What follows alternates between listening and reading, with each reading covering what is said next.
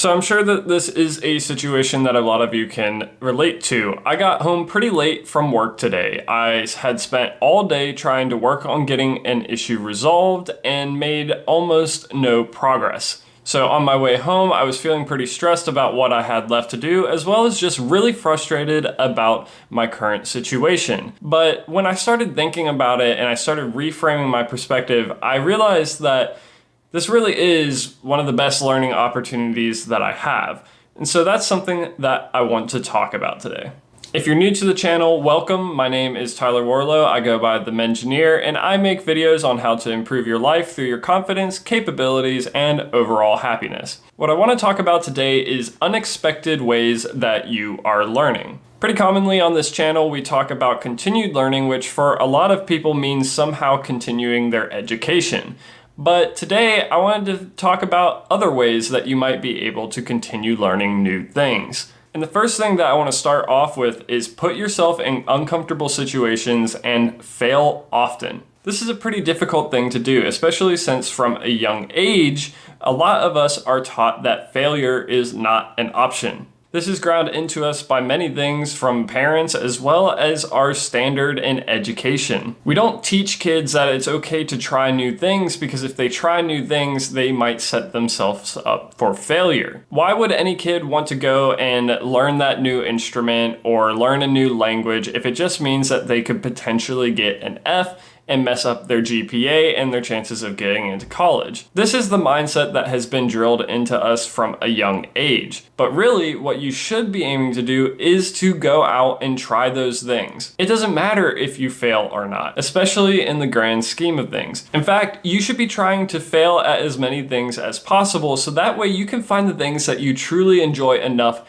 to keep doing. For instance, I used to really enjoy drawing, but I didn't start off very good at drawing. I was actually pretty terrible. But the more that I practiced and the more that I worked at it, the more that I saw it improve. And that was really motivating to me. But this can also apply to things beyond like creative endeavors. Let's say that there's some new business idea that you've wanted to try. If you don't try it out, how will you ever know that it would work? I read a quote that really hit home with me the other day. Now, I might be paraphrasing a little bit, but it read that there is someone who is much less qualified than you living the life that you've always dreamed simply because they took action. If you don't try out things and fail at them, you're never going to find that one thing that helps you to actually succeed. And by trying things and failing them, you are also learning along the way. Each failure is a step that's telling you what not to do in the next attempt that you go for. So that's a way that a lot of people learn new things and don't even realize it. This next one, a lot of people aren't going to be too pleased to hear, but one of the ways that you learn new things is through practice. Going back to the art example, a lot of people would see the drawings that I did and ask me, how are you so talented? But they didn't see the hours and hours and late nights that I would stay up just drawing and all the really crappy drawings that I did before I got to that point. One of the best ways to learn something is through repetition. People don't realize how much that really does impact things. There's a lot of studies showing that spaced repetition is more beneficial for you remembering new information rather than just cramming the night before a test. So you need to make sure that you are actually practicing what you learn. That way you will gain a much more in-depth understanding and you'll be able to actually apply the things that you're learning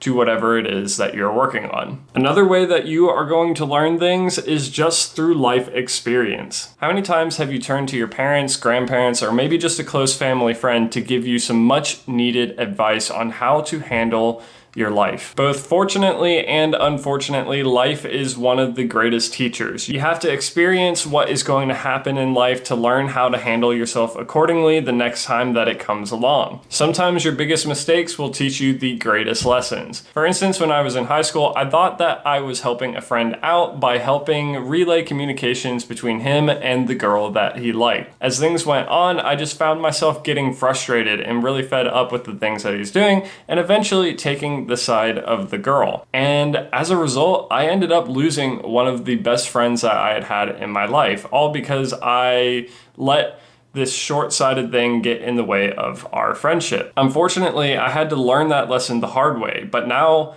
for my own personal sake, I don't get involved in other people's relationships because I don't ever want to lose a friend from something that I shouldn't have been involved in the first place. That was a hard lesson for me to learn, and honestly one of the few regrets that I have from when I was growing up.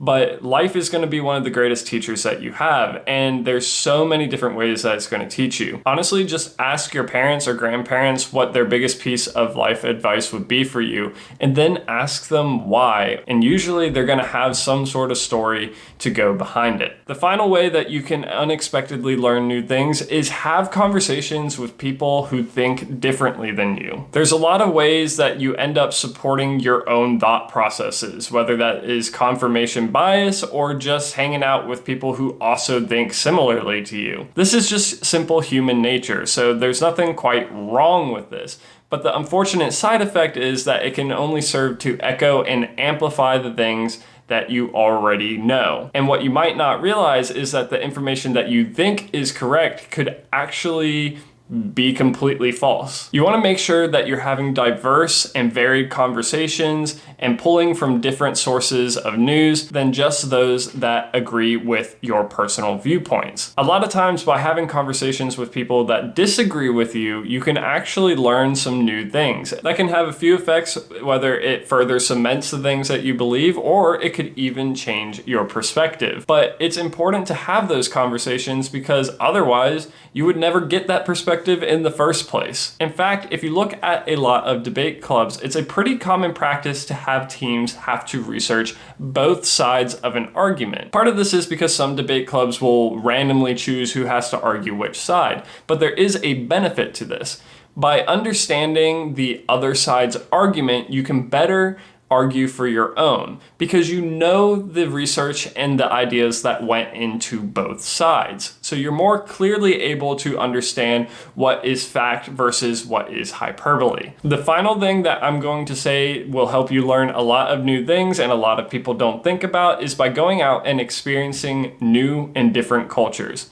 You can do this in multiple ways, whether that's going and trying traditional cuisine or going and traveling across the world. But get out somehow and experience cultures and ideas that are different from your own. This touches a little bit on the point that I just made where you should talk to people that have differing ideas and thoughts than you, just more along the veins of typical life in general. For instance, if we look at Americans in general, we are a very individualistic and hard-working society. We are very driven about if I work hard now, I can benefit later on in life. But there's a lot of cultures out there that have a much more laid-back lifestyle, and a lot of them seem to be living pretty good lives. How can you truly know if the life that you are living is the type that you would prefer without experiencing what else life has to offer? So I highly recommend that you get out there, experience cultures other than your own, and bring new ideas and perspectives into your own life. If you've made it this far into the video, thank you so much for watching. I appreciate each and every one of you, but if you found this video to be helpful or informative at all, please be sure to leave a like and subscribe to the channel as it helps us to grow and the information to reach new people. If you have any of your own thoughts, ideas, or opinions, please be sure to leave a comment down below as I like to read and respond to as many of them as I can. If you're interested in more videos where I talk about the subject of learning, be sure to check out this video right here where I talk about the Feynman technique. If you're more interested in my most recent stuff, check out this video right here. But until next time, this is the Mengineer,